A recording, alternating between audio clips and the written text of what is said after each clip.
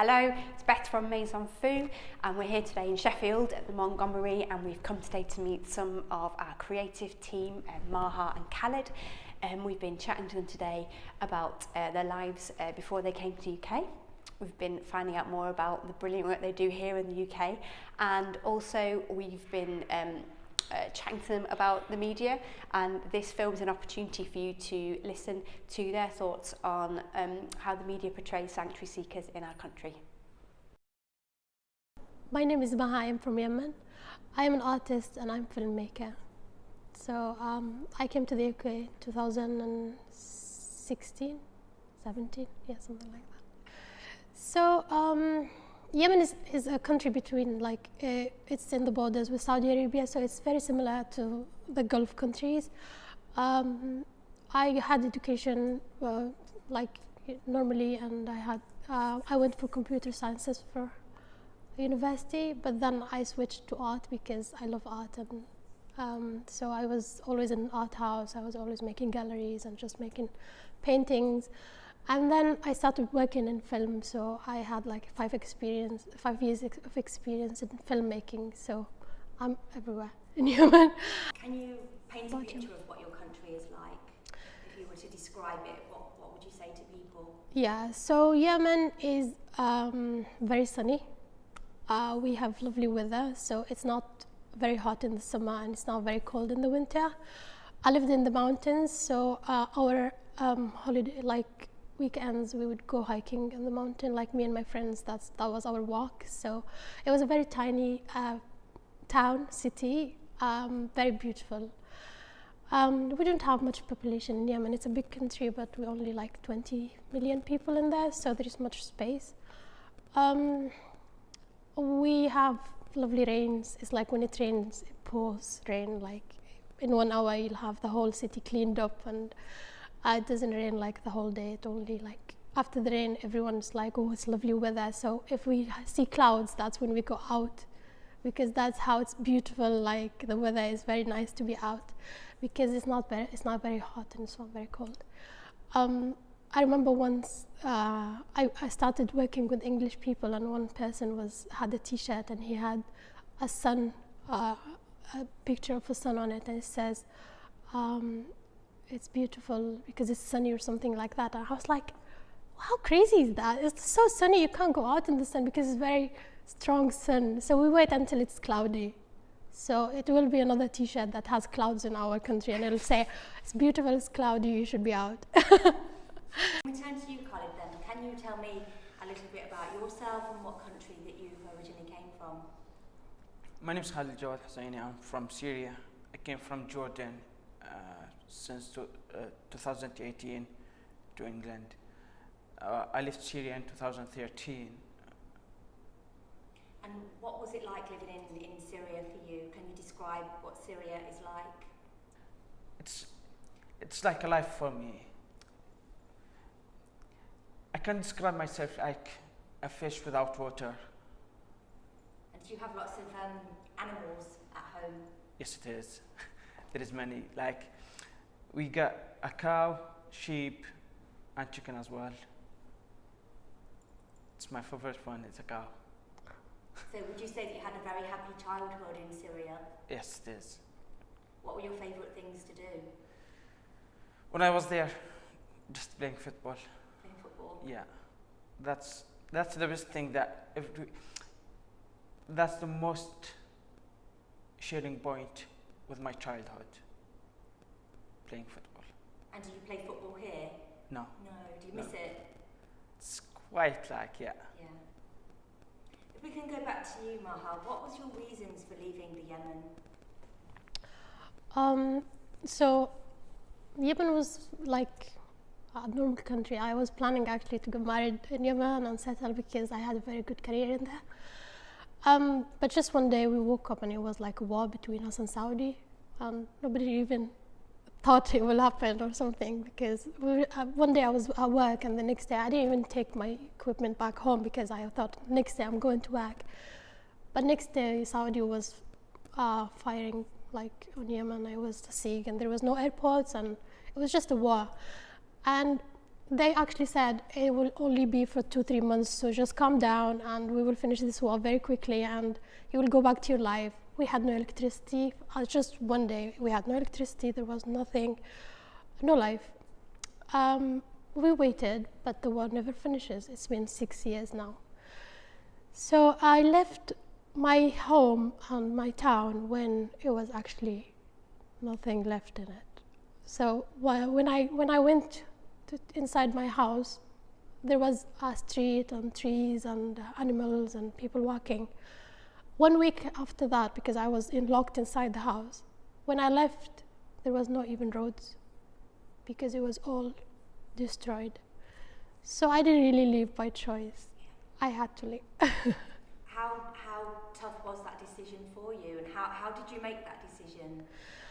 For me, when I saw the war begins, I thought I'd never heard of a war that finishes in 3 months. They're just, playing us. And I have a very big family. I have like 13 brothers and sisters.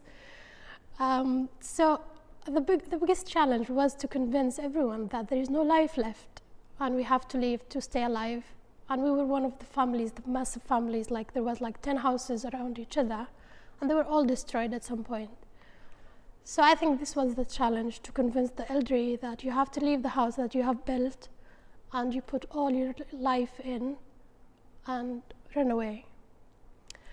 So for some of my eldest sisters, they had to stay and see their houses get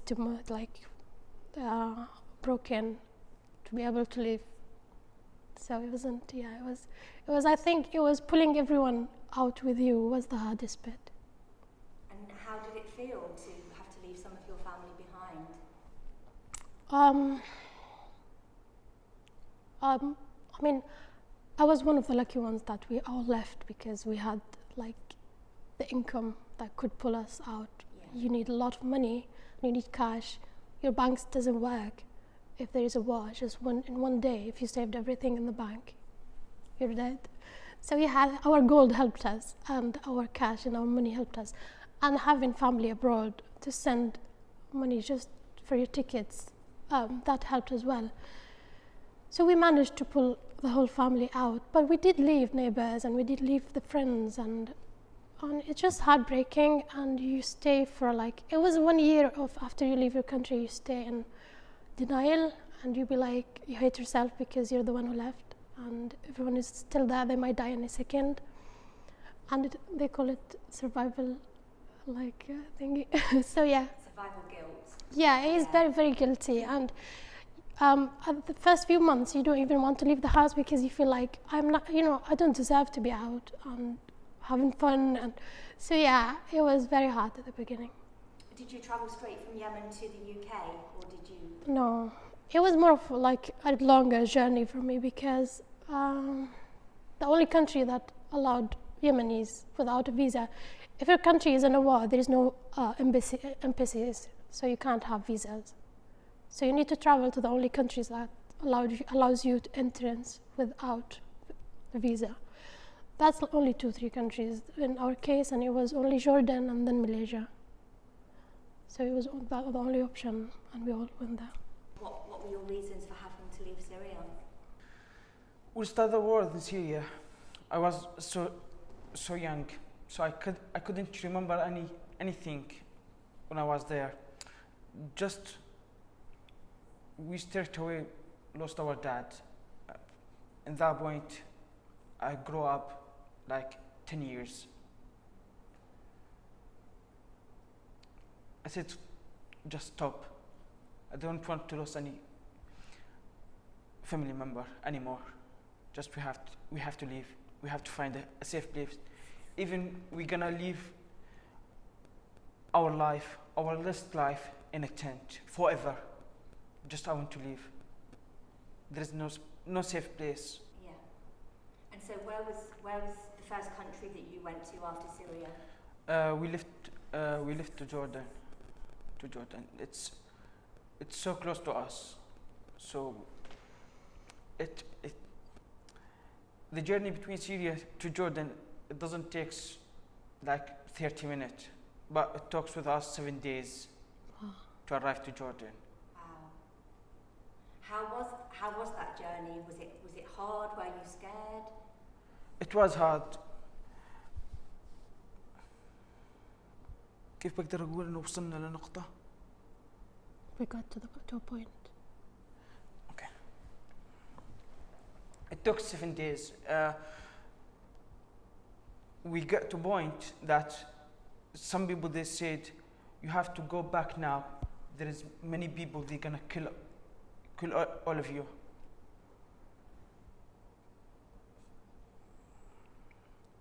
Just you don't know when you're gonna die. Yeah. You don't know. And did you when you left Jordan, did you come to the UK from Jordan, or what was your route? Straight away from Jordan to here, 6 hours. 6 hours. Yes. How did you feel when you arrived in the UK?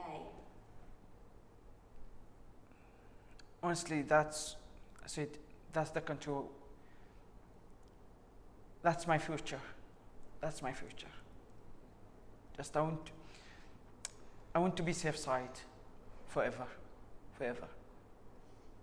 Did you feel the same, Maha, that it was about safety when you arrived in the UK? For me, it was more of stable life, because I lived in a few countries, like I said, but I was only allowed for some time. So I was always packing, and I lived like for years, and my stuff was in a suitcase. So I was like, all I want is just to see my clothes in a wardrobe. Yeah. I want to see all my clothes, and I don't want to iron them every time I have to go out. So yeah, it was stability, and being able to actually have a studio where I can work, and because I was always on travel, I had to travel with all my paintings and stuff, but I couldn't really work on like big scale art pieces. So it was more of stability and being able to work again.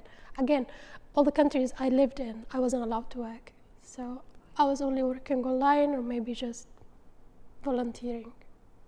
Can you describe life for you in the UK? What kind of things do you do? Obviously work's a big part of what you do. Yeah, so when I came to the UK, I started my family, like I got married, and I had one son, which, I was planning to, because I was getting old. But then I really wanted to work, and I really wanted to start, continue my journey. I never thought that I will be for 5 years without a job, and I will not make money or maybe continue my career, because I had so many dreams and I wanted to do a lot. So going back to work was the main thing for me, and to be able to start seeing my dreams happening. And maybe just, even I had to go back to study, and I had to like build a whole new career, but it was like worth it. So apart from your art, what other kind of things have you been involved with in the UK? I volunteered a lot, so I started to volunteer everywhere. I was like, from first week, I was like, I'm just going out. So I volunteered with charities, with refugees and asylum seekers, City of Sanctuary, Refugee Council, and Red Cross, and these places. And then I started working in the City of Sanctuary with refugee moms, and who is the maternity stream, Yorkshire and Humberside. So it's working with moms who have given birth in the UK, and the struggles they have while seeking asylum and being refugees. I'm also like working freelance on filmmaking and maybe doing art, and now I'm studying art and design. Wow, busy time. Yeah. And how about you, Khaled? Since you've been in the UK, what kind of things have you been involved with? Since I arrived to the UK, just for first year, I didn't do nothing, just get to my appointments, prepare all the stuff that I have to get here.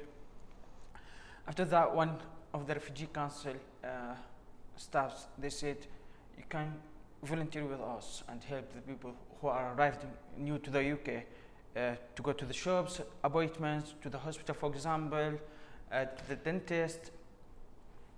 Yeah, and after that, I go to like a food bank and start volunteering with him to share food to the people who they need. And after that, I've met one of the City of Chantry staffs, and I've started work with them to my new film games called Have You Password Ready. يعني هاي كانت أول محاولة لإلي بأني أكون أحس حالي شخص ناجح في مين بيدور على الجانب الإيجابي فيه. Shall I translate? Yeah, of course. Yeah. So he's saying that's the first attempt of him for him to become successful and discover himself again. When I was in Jordan, I've studied 1 year as a graphic design and multimedia with Quds College there, and I was volunteer for 5 years there with disability children to involve to the community when we was in Zata refugees camp in Jordan, and I was like a photographer there. I have to film everything, took a photo, and we share it to the social media. So, what are your kind of like hopes and dreams for life in the UK? Where would you like to see yourself a year, 2 years from now? There is a lot of things that I want to be. One of them that I would like to be a voice of the whole world refugees. I would like to share all the problem that the refugees faced when we got nothing to do. Just a couple of months ago, everyone know the Kuwaiti YouTuber. He earned $1 million just in 28 hours to help the Syrian refugees or the whole refugees on the world, and they give it to the UNHCR. I would like to be like him, just to help the refugees. The reason why I wanted to ask you those questions about the countries that you came from, what life was like, and the reasons why you left, was because it leads into the next part of this interview, which is sometimes in Britain, some of our media they write very difficult, harsh headlines about people that are seeking asylum in the UK.